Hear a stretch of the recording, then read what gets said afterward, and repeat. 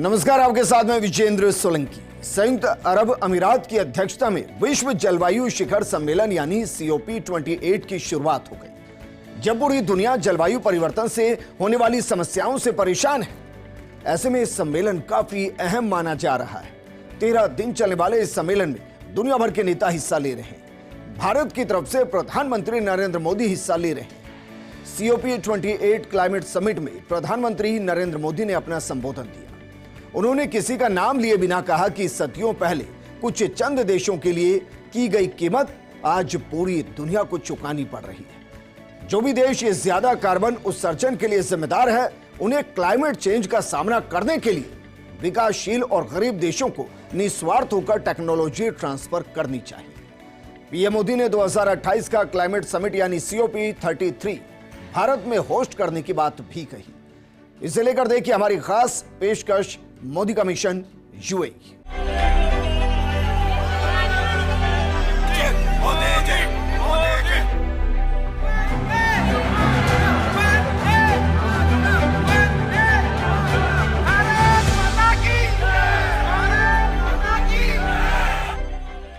जब पूरी दुनिया जलवायु परिवर्तन से होने वाली समस्याओं से परेशान है, ऐसे समय में COP का आयोजन बेहद अहम है।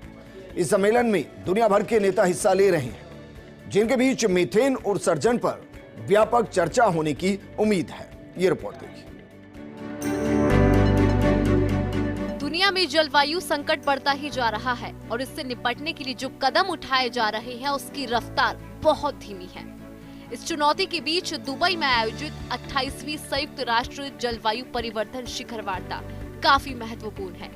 30 नवंबर से 12 दिसंबर तक शिखर वार्ता चलेगी, लेकिन दुनिया में कार्बन उत्सर्जन को कम करने के लिए जितनी धन की जरूरत है उतना उपलब्ध हो पाएगा या नहीं, ये बड़ा सवाल है। 2020 तक विकासशील देशों को $100 अरब प्रतिवर्ष सहायता मुहैया कराई जानी थी, लेकिन ये कभी नहीं हो पाया। COP28 संयुक्त राष्ट्र की जलवायु के मुद्दे पर 28वीं बैठक है। ये हर साल होता है और ये जलवायु परिवर्तन पर दुनिया का एकमात्र बहुपक्षीय निर्णय लेने वाला मंच है, जिसमें दुनिया की हर देश की लगभग पूर्ण सदस्यता है। भारत ने सस्टेनेबल डेवलपमेंट और क्लाइमेट चेंज इन दोनों विषयों को बहुत ही प्राथमिकता दी है। हमने one earth, one family, one future को अपनी अध्यक्षता का आधार बनाया। भारत सहित ग्लोबल साउथ के तमाम देशों की क्लाइमेट चेंज में भूमिका बहुत कम रही है, पर क्लाइमेट चेंज के दुष्प्रभाव उन पर कहीं अधिक है।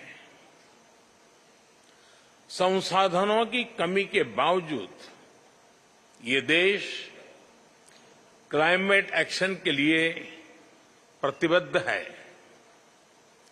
ग्लोबल साउथ की आकांक्षाओं को पूरा करने के लिए क्लाइमेट फाइनेंस और टेक्नोलॉजी बहुत ही जरूरी है। ग्लोबल साउथ के देशों की अपेक्षा है कि क्लाइमेट चेंज का मुकाबला करने के लिए विकसित देश उनकी अधिक से अधिक मदद करें। ये स्वाभाविक भी है और न्यायोचित भी है। फ्रेंड्स, G20 में इसे लेकर सहमति बनी है कि क्लाइमेट एक्शन के लिए 2030 तक कई ट्रिलियन डॉलर क्लाइमेट फाइनेंस की आवश्यकता है। ऐसा क्लाइमेट फाइनेंस जो अवेलेबल हो, एक्सेसिबल हो और एफोर्डेबल हो। मुझे आशा है कि UAE के क्लाइमेट फाइनेंस फ्रेमवर्क इनिशिएटिव से इस दिशा में बल मिलेगा। शिखर वार्ता में मीथेन उत्सर्जन पर व्यापक चर्चा होने की पूरी उम्मीद है। खासकर चीन के अपनी 2035 की जलवायु योजना में से संभावित ग्रीन हाउस गैस के रूप में शामिल करने की प्रतिबद्धता दोहराई है। मीथेन दूसरी सबसे प्रमुख ग्रीन हाउस गैस है, जिसमें ग्लोबल वार्मिंग को बढ़ाने में कार्बन डाइऑक्साइड की तुलना में अधिक खतरनाक क्षमता है। हालांकि एक्सपर्ट्स का मानना है कि इसका भारत पर उल्लेखनीय असर नहीं पड़ेगा, क्योंकि भारत पहले से ही कृषि केंद्रित उन उपायों को लागू कर रहा है जो कि बहुत ज्यादा लाभकारी है। ईयू और अमेरिका ने संयुक्त रूप से 2020 के स्तर की तुलना में 2030 तक दुनिया भर में मीथेन उत्सर्जन को 30% तक कम करने के लिए 2021 में वैश्विक मीथेन संकल्प शुरू किया था। लगभग 150 देशों ने इस पर हस्ताक्षर किए, लेकिन चीन, भारत और रूस प्रमुख उत्सर्जकों में से है जिनका अभी भी इसमें शामिल होना बाकी है। इस महीने की शुरुआत में दुनिया के शीर्ष 2 कार्बन उत्सर्जक देशों में अमेरिका और चीन ने ग्लोबल वार्मिंग के लिए जिम्मेदार गैसों के उत्सर्जन को कम करने के लिए अपनी 2035 की राष्ट्रीय योजनाओं में मीथेन को शामिल करने का वादा किया था। कार्बन डाइऑक्साइड वायुमंडल में सैकड़ों से हजारों वर्षों तक बनी रहती है। अगर इसका उत्सर्जन तुरंत कम भी कर दिया जाए, तब भी सदी के अंत तक इस कमी का जलवायु पर कोई प्रभाव नहीं पड़ेगा। इसके विपरीत मीथेन का वायुमंडलीय जीवन काल बहुत कम, लगभग 12 वर्ष होता है, लेकिन ये बहुत अधिक शक्तिशाली ग्रीन हाउस गैस है जो वायुमंडल में मौजूद रहते हुए बहुत अधिक ऊर्जा अवशोषित करती है। संयुक्त राष्ट्र का कहना है कि 2030 तक मानव जनित मीथेन उत्सर्जन को 45% तक कम किया जा सकता है। इस कमी से 2045 तक ग्लोबल वार्मिंग में लगभग 0.3 डिग्री सेल्सियस की कमी हो सकती है। Bureau report, first India news, Jaipur. Special program में यहां रुक रहे हैं, एक छोटे से ब्रेक के लिए जल्द हाजिर होंगे।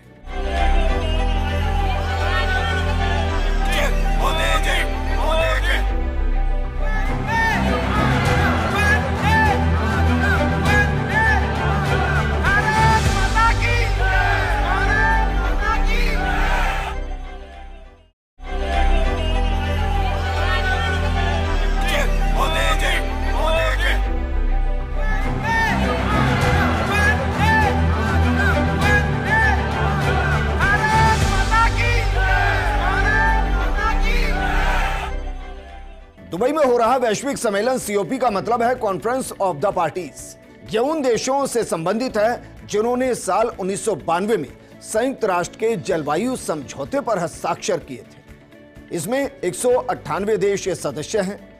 इनमें से 160 वैश्विक नेताओं की शामिल होने की उम्मीद है। यह सीओपी की 28वीं बैठक है और इस वजह से इसे सीओपी 28 नाम दिया गया। ऐसे में उम्मीद है कि इससे धरती के तापमान में बढ़ोतरी को 1.5 डिग्री सेल्सियस तक सीमित रखने के दीर्घकालिक लक्ष्य की योजना इसमें बनाई जाएगी। 2015 में पेरिस में हुए समझौते में लगभग 200 देशों के बीच इसे लेकर सहमति बनी थी और इसमें दुनिया भर के 70,000 से ज्यादा लोग शामिल हो सकते हैं। वहीं इस वैश्विक सम्मेलन में भारत का प्रतिनिधित्व प्रधानमंत्री नरेंद्र मोदी कर रहे हैं। पीएम मोदी कई द्विपक्षीय वार्ता भी इस दौरान करेंगे। इस सम्मेलन में भारत की भूमिका और मोदी का मिशन यूएई जानने के लिए ये खास रिपोर्ट देखिए।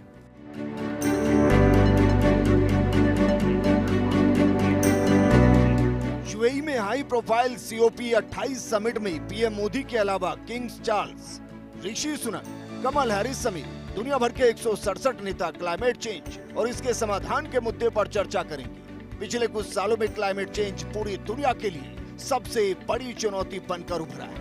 इस बैठक का फोकस फॉसिल फ्यूल और कार्बन उत्सर्जन पर लगाम लगाना है। सीओपी 28 क्लाइमेट समिट में प्रधानमंत्री नरेंद्र मोदी ने अपना संबोधन दिया। पीएम मोदी ने अपने भाषण की शुरुआत करते हुए कहा कि मैं 140 करोड़ भारतीयों की तरफ से नमस्कार करता हूं। 17% आबादी के बावजूद वैश्विक कार्बन उत्सर्जन में हमारा योगदान 4% से भी कम है। भारत की G20 अध्यक्षता में हमारा ध्येय वाक्य एक पृथ्वी एक परिवार था। भारत ने बेहतरीन संतुलन बनाते हुए दुनिया के सामने विकास का एक मॉडल पेश किया है। 17% आबादी होने के बावजूद ग्लोबल कार्बन एमिशंस में हमारी हिस्सेदारी ओनली 4% से भी कम है। भारत विश्व की उन कुछ इकोनॉमीज में से एक है जो एनडीसी टारगेट्स को पूरा करने की राह पर है। एमिशंस इंटेंसिटी संबंधी टारगेट्स को हमने 11 साल पहले ही हासिल कर लिया है। HOS HOG के लिए SOP 28 उच्च स्तरीय खंड के उद्घाटन पर प्रधानमंत्री नरेंद्र मोदी ने कहा कि सबसे पहले मैं मेरे द्वारा उठाए गए जलवायु न्याय, जलवायु वित्त और ग्रीन क्रेडिट जैसे मुद्दों पर आपके निरंतर समर्थन के लिए आभार व्यक्त करना चाहता हूँ। ग्लासगो में ही मैंने mission life style for environment का विजन आपके सामने रखा था। इंटरनेशनल एनर्जी एजेंसी की स्टडी कहती है कि इस अप्रोच से हम 2030 तक प्रति वर्ष 2 बिलियन टन कार्बन एमिशन कम कर सकते हैं। आज मैं इस फोरम से एक और प्रो प्लैनेट, प्रोएक्टिव और पॉजिटिव इनिशिएटिव का आह्वान कर रहा हूं। यह है ग्रीन क्रेडिट इनिशिएटिव। यह कार्बन क्रेडिट की कॉमर्शियल मानसिकता से आगे बढ़कर जन भागीदारी से कार्बन सिंक बनाने का अभियान है। मैं उम्मीद करता हूं कि आप सब इससे जरूर जुड़ेंगे। समिट में प्रधानमंत्री नरेंद्र मोदी ने कहा कि सभी के प्रयासों से ये विश्वास बढ़ा है कि विश्व कल्याण के लिए सबके हितों की सुरक्षा और भागीदारी जरूरी है। उन्होंने कहा कि भारत क्लाइमेट चेंज को लेकर होने वाली इस समिट की 2028 में मेजबानी करने के लिए तैयार है। पीएम मोदी ने बड़ा ऐलान करते हुए सबके सामने ये प्रस्ताव रखा कि COP 33 की मेजबानी करने का मौका अगली बार भारत को दिया जाए। हमें ये संकल्प लेना होगा कि इनोवेटिव टेक्नोलॉजी का लगातार विकास करें, अपने स्वार्थ से ऊपर उठकर दूसरे देशों को टेक्नोलॉजी ट्रांसफर करें, क्लीन एनर्जी सप्लाई चेन को सशक्त करें। Friend, Bharat UN framework for climate change process के प्रति प्रतिबद्ध है।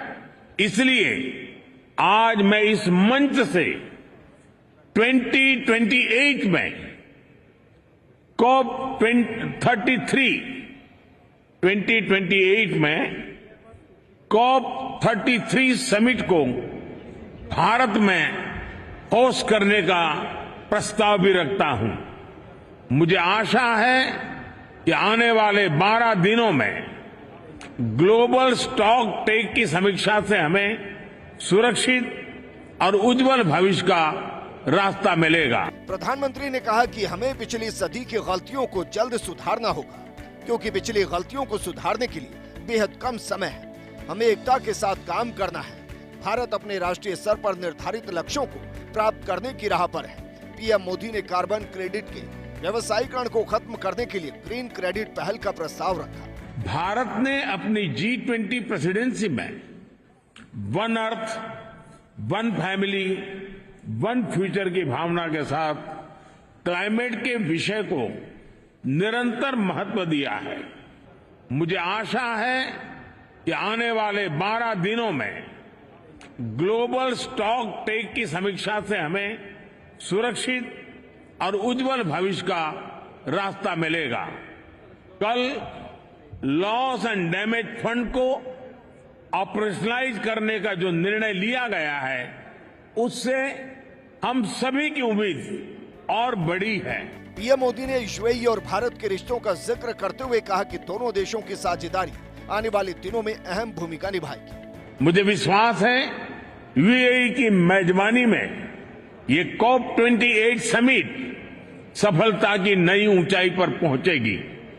मैं मेरे brother his highness Sheikh Mohammed bin Zayed और संयुक्त राष्ट्र संघ के secretary general his excellency Guterres को मुझे ये विशेष सम्मान देने के लिए विशेष रूप से आभार व्यक्त करता हूं। प्रधानमंत्री नरेंद्र मोदी तीसरी बार जलवायु परिवर्तन शिखर सम्मेलन में हिस्सा ले रहे हैं। इससे पहले पीएम मोदी ने 2021 में ग्लासगो में हुए COP 26 सम्मेलन में हिस्सा लिया था। तब उन्होंने क्लाइमेट चेंज से निपटने के लिए पंचामृत नीति और मिशन लाइफस्टाइल फॉर एनवायरनमेंट की घोषणा की थी। इससे पहले पीएम मोदी 2015 में पेरिस में हुए COP21 में भी शामिल हुए थे। इस दौरान 190 से ज्यादा देशों ने पेरिस समझौते पर सहमति जताई थी। इस समझौते के तहत बढ़ते ग्लोबल टेम्परेचर को 1.5 डिग्री सेल्सियस तक सीमित रखने की बात की गई। इसका मकसद ग्लोबल वार्मिंग कम करना था। पीएम बनने के बाद मोदी का यह छठा यूएई दौरा है। पहले कार्यकाल में वो अगस्त 2015 में यूएई आए थे। उन्होंने 2018 और 2019 में भी यूएई का दौरा किया था। 2019 में यूएई सरकार ने मोदी को देश के सर्वोच्च नागरिक सम्मान ऑर्डर ऑफ जायद से नवाजा था। इसके बाद मोदी जून 2022 और जुलाई 2023 में दुबई गए थे। यूएई उन अरब देशों में से एक है जो पाकिस्तान के नजदीकी है।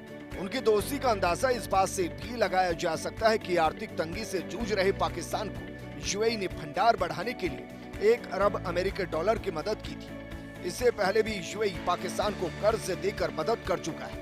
हालांकि पाकिस्तान से अच्छे संबंध होने के बावजूद यूएई कश्मीर को लेकर भारत के खिलाफ कोई भी बयान देने से बचता है। 2019 में जब भारत ने कश्मीर को विशेषाधिकार देने वाले आर्टिकल 370 को खत्म किया तो यूएई ने इसे भारत का आंतरिक मसला करार दिया था, जबकि पाकिस्तान भारत के इस एक्शन पर अरब देशों से कड़ी प्रतिक्रिया की उम्मीद कर रहा था। यूएई भारत का तीसरा सबसे बड़ा व्यवसायिक साझेदार है। दोनों देशों के बीच 6 लाख करोड़ रुपए से ज्यादा का कारोबार है। इसमें यूएई ने भारत से 2 लाख करोड़ रुपए का इंपोर्ट किया है। भारत का यूएई के साथ वित्तीय घाटा है, यानी भारत यूएई से आयात ज्यादा करता है और निर्यात कम। भारत ने वित्त वर्ष 2022-23 में यूएई से 4 लाख करोड़ रुपए का इंपोर्ट किया था। भारत ने यूएई के साथ एक ट्रेड पैक्ट पर भी साइन किया था। वहीं दुबई में भारत प्रवासियों ने पीएम मोदी का गर्मजोशी के साथ स्वागत किया।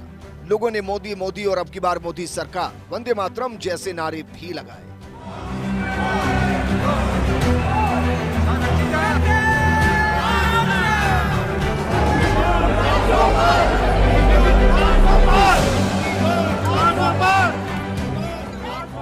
ऐसे में कहा जा सकता है कि पीएम मोदी का दुबई दौरा जलवायु परिवर्तन के साथ साथ भारत यूएई के रिश्तों के लिए भी बेहद अहम है। Bureau report, first India news.